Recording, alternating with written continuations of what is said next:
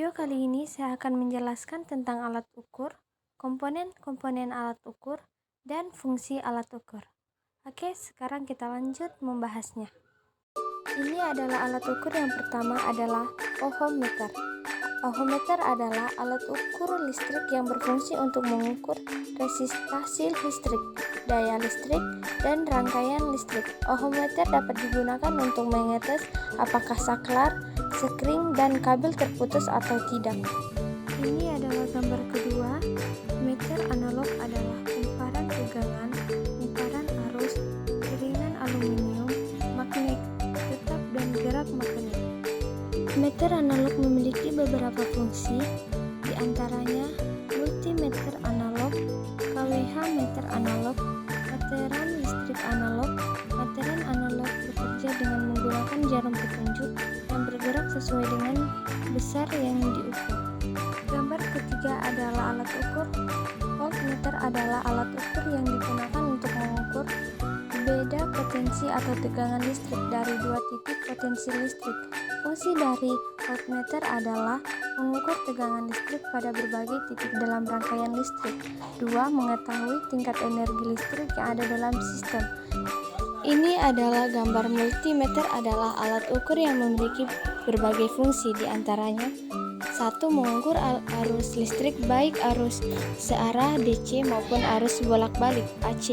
2. Mengukur tegangan listrik. 3. Mengukur hambatan listrik.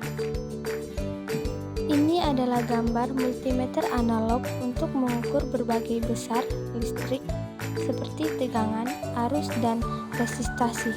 Fungsi dari multimeter analog adalah mengukur tegangan listrik, mengukur arus listrik, mengukur hambatan listrik, mengukur kapasitas. Ini adalah alat ukur.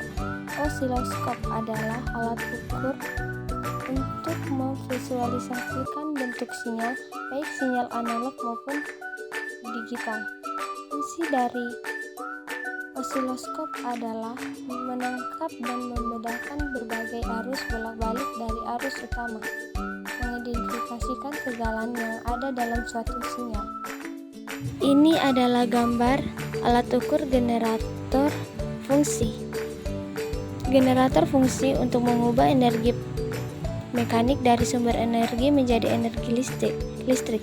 Sumber energi yang digunakan bisa berasal dari air, matahari, gas alam, gelombang laut, dan angin.